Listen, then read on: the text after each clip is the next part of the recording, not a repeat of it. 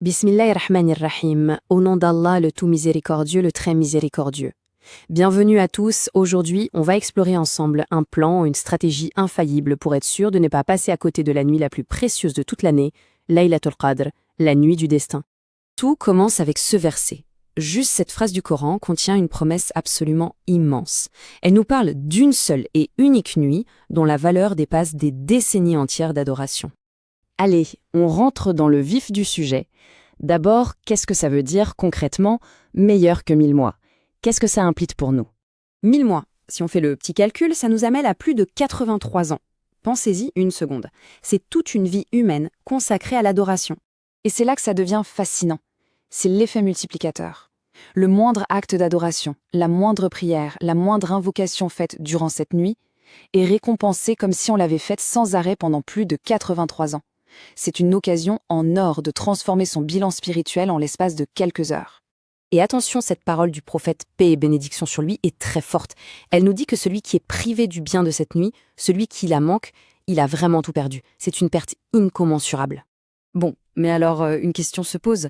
D'où vient toute cette grandeur? Qu'est-ce qui rend cette nuit si incroyablement spéciale par rapport à toutes les autres? La question qu'on doit se poser, c'est celle-ci. Est-ce que cette nuit est sacrée par nature ou est-ce qu'un événement exceptionnel l'a rendue sacrée?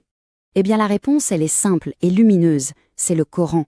L'honneur de cette nuit vient directement de l'honneur de ce qu'elle a reçu. C'est parce que le Coran est descendu cette nuit-là qu'elle est devenue la plus grande des nuits. En fait, c'est comme une cascade de bénédictions.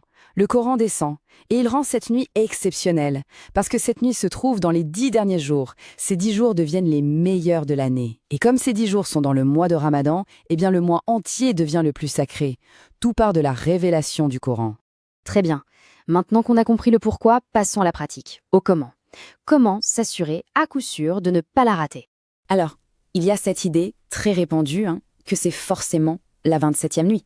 Mais quand on regarde ce que nous dit la Sunna, on se rend compte que c'est plus subtil. Le prophète a dit une année que c'était la 21e. Une autre fois, des compagnons étaient quasi certains que c'était la 27e. La conclusion logique, c'est qu'elle est mobile. Elle se déplace chaque année au sein des 10 dernières nuits. Du coup, on se retrouve face à deux approches. La première, c'est la stratégie risquée.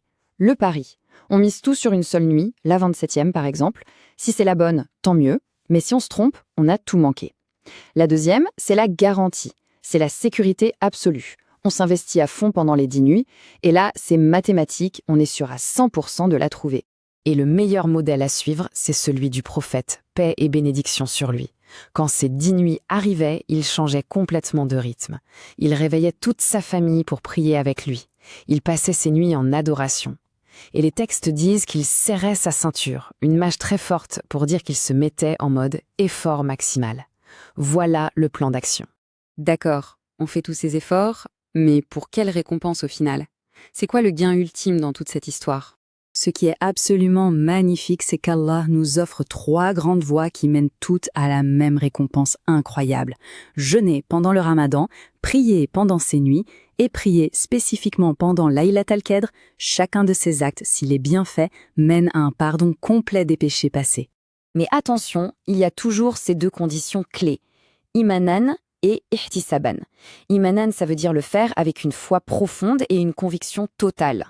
Et ihtisaban, ça veut dire le faire en ne cherchant la récompense que d'Allah seul, avec une intention pure. Ces deux mots sont vraiment la clé qui ouvre la porte du pardon.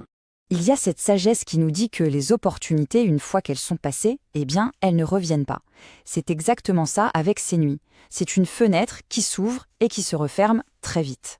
Et ça nous rappelle une chose essentielle, l'urgence. Qui peut garantir qu'on sera là pour le prochain Ramadan? Personne. La seule certitude qu'on a, c'est cet instant, c'est maintenant. C'est donc maintenant qu'il faut saisir sa chance. Alors, pour conclure, on termine avec cette invocation que l'on fait tous ensemble. Ô Allah, permets-nous d'attendre Laylat al-Qadr et fais de nous, durant cette nuit, des gens dont les efforts et les prières sont acceptés.